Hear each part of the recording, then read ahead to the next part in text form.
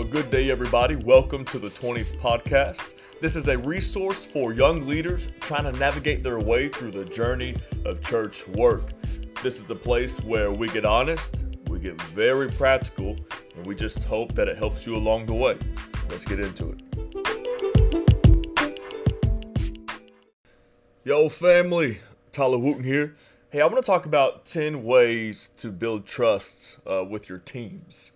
Okay, so this is comprised of student leaders, of adult leaders, and so I want to give you a few practical ways on how to do that very briefly.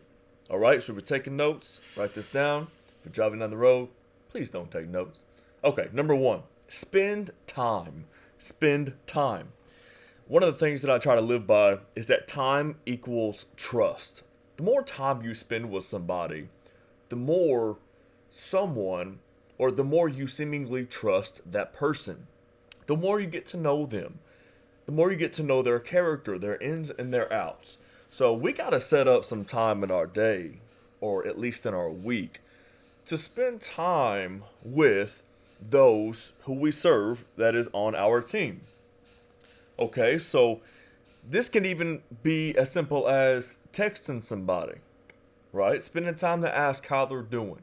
Spending time with the Lord and say, okay, Lord, look, put somebody on my heart today, and text them a word or text them something encouraging or inspiring or just a question. Once again, how are you?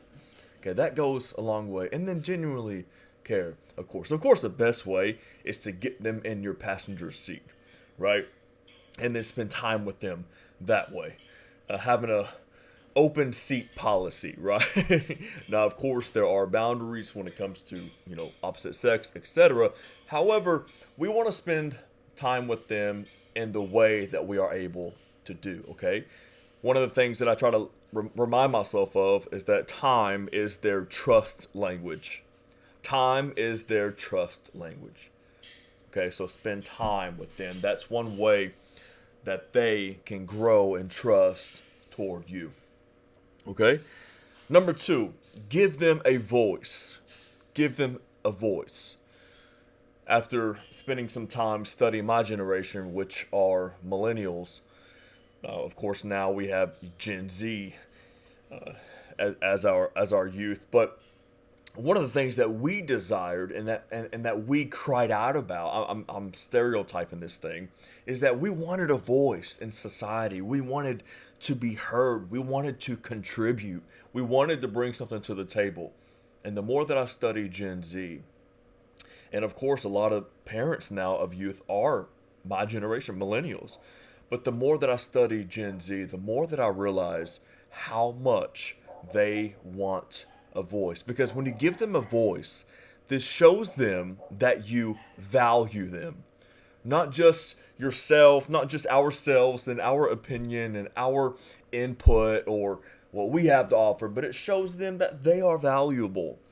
And can I just remind us all that oftentimes, I'm going to say oftentimes, not just sometimes, but oftentimes, they have better ideas than what we have as their pastor. Okay, so give them a voice, man. It's incredible. Our goal as a leader is not to be the most interesting, but the most interested, right? We shouldn't walk into a room and just hope that everybody's interested, in us, but we need to be interested in what they have to say, in them, unpack them, ask them the questions, okay? So give them a voice. Okay, number three, you're going to hear my kid in the background, guys, and you're going to hear my dog in the background. This is how it is. This is my studio today, all right? So forgive me for that. Number three, be honest. Be honest. Be honest with your vulnerabilities. We got to be honest maybe with certain situations that are happening, okay, especially if it's the elephant in the room. Now, that you have to discern, what to say, when to say it, how to say it. Of course, only speak those things that are necessary and appropriate. But if there's just a shadow of an elephant in a room, if something went down, address it, get in front of it. Now, of course, that is a very kind of ambiguous statement there. Again, it goes back down to discernment and thinking through what you need to say, when you need to say it, how you need to say it. That's a key right there. But so be honest with certain situations within the ministry that need to be addressed. Okay, not putting anybody on blast, not disrespecting or dishonoring anybody. Of course, we don't. We're not in that game. So discern that. Be honest with maybe some of your shortcomings and vulnerabilities. Again, only share those things that might not bleed out over everybody. But share your vulnerabilities. Share that you're not Superman or Superwoman. You know, and then share what we need to share what we don't know. If we don't know something, then let's just it's okay to share that. It's okay to journey with somebody. I was being interviewed the other day in a video, and we were talking about this very kind of big topic when it comes to Christianity and faith. And it got to me, and I think I shocked some people because I was there as a minister, and they asked me this very deep biblical question. And maybe a few years ago I would have shared a bunch of opinions on this and maybe argued it both ways. But I'm in a place now, I feel, where if I'm asked a question that I don't know, I'm going to be honest and just say, you know what, I don't know. Maybe someday I'll know, maybe someday I won't. I don't know if we are to understand everything thoroughly. Okay, so it's okay if you just don't know, you don't know. And I think it shows a lot of just vulnerability and humility when you share that you don't know, and a lot of relief for those who think that they have to know everything. Okay, it could liberate somebody, right? So be honest with vulnerabilities, be honest with certain situations, maybe within the ministry, be open, get ahead of it, and then be honest when you just don't know. Okay, that's number 3. Number 4. This is big. This is huge. Continually cast vision. Continually cast vision. This shows people that took the time to be on your team that you are focused as well. I've been on teams before. I've led teams, rather, that I maybe have lost vision, and those quote, under my leadership, have had more vision than me in the ministry that I led. And I remember losing so much sleep and being so convicted about that. Okay, so we have to stay in line with the vision. Of course, this comes, as we know, from being in alignment with the will of God and prayer, right? But we need to continually cast vision because this shows them, once again, that we are focused as well. And we got to just remember that vision, when it comes to organizationally, it's like a cup with a hole at the bottom.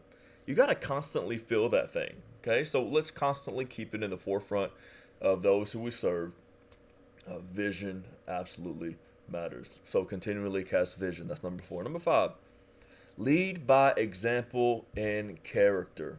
I don't think I need to say much more on this. Lead by example and character. We can never expect someone to have a certain level of character if we ourselves are not holding ourselves to that standard. Okay, that is hypocrisy at its greatest, right? So lead by example and character. Show them how. Show them what a godly person looks like. Sometimes they just need to see it. Sometimes people just need to see an example. Okay, especially our kids and our youth and our teenagers and even young adults that we serve. They just need to see what it looks like, because a lot of them ain't this. A lot of them ain't seeing it in home, right? They're not seeing this example of good character in their households. They're definitely not seeing it by and large on media feeds, right? So lead by example and characters. Number 5. Number 6. Display an unmatched work and learning ethic. Ethic. Okay? Display an unmatched work and learning ethic. Show them how to work hard. Okay? Even if they're not called to ministry, show them what a good work ethic looks like. Okay, and then show them what a good learning ethic looks like. Show them how to be a student of the word, a student of leaders who have gone before them, a student of good resources. Show them that. Show them that whatever organization they lead one day or they serve in one day, that, we are to be I'll say it this way, the chief learning officer in that organization. In other words, just be the example of a student, be the example of a good work ethic. And then, once again, we should never ask of others what we're not willing to do. That goes with character, but that goes with the pursuit of growth, which is, essentially part of your character as well. But that's another way to build trust with them. But, of course, we don't do these things. Let me just stop real quick. We don't do these things only with the intent to build trust. Okay? We do these things because we genuinely want to grow and become who we have been created to become. Right? Okay. So that's number 6. Number 7, this is huge. Follow through with our word. Okay? Do what you say you're going to do.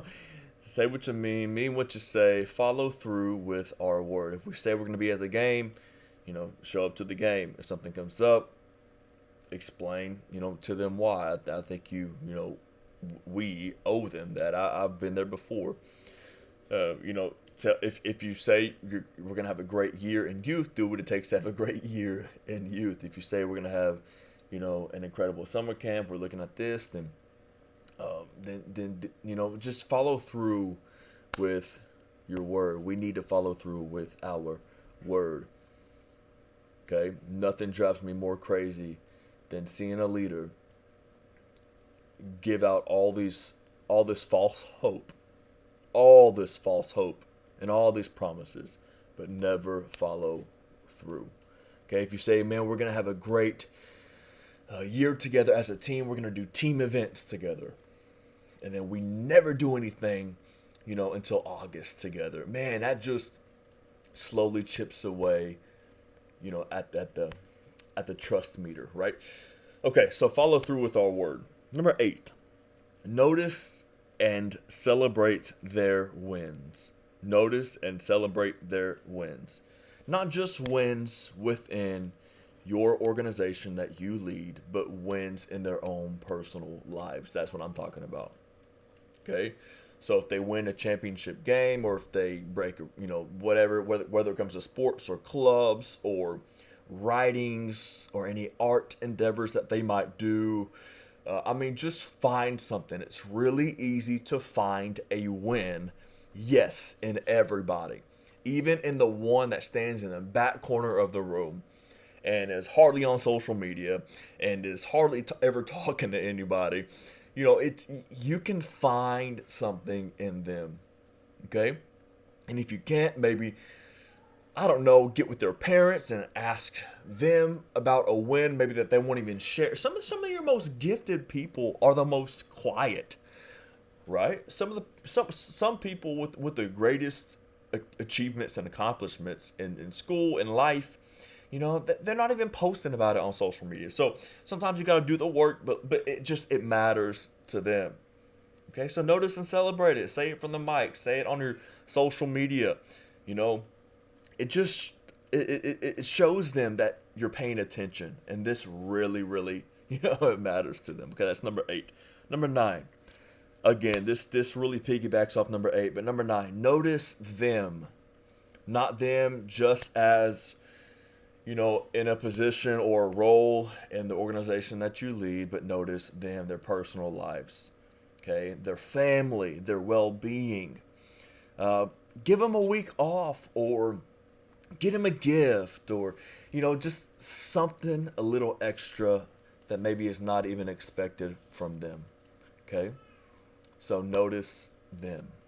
That's number 9. Number 10, last but not least, listen to understand. Listen to understand. Don't listen to solely respond. Listen to understand. That's true empathy. That's true emotional maturity, right? There's nothing like, I'm going to close with this statement. This is huge. There is nothing like a leader who listens intently. There is nothing like a leader who listens intently. And the more that I study Jesus, the more that I believe that he was someone who listened intently. It makes us a lot like him when we do so. Hey, leaders, God bless you. Thank you so much for listening today. I hope it helped at all. I hope it encouraged you. Look, we're all in this together. We're all on a journey trying to figure this thing out. I love you dearly. I'll see you next time.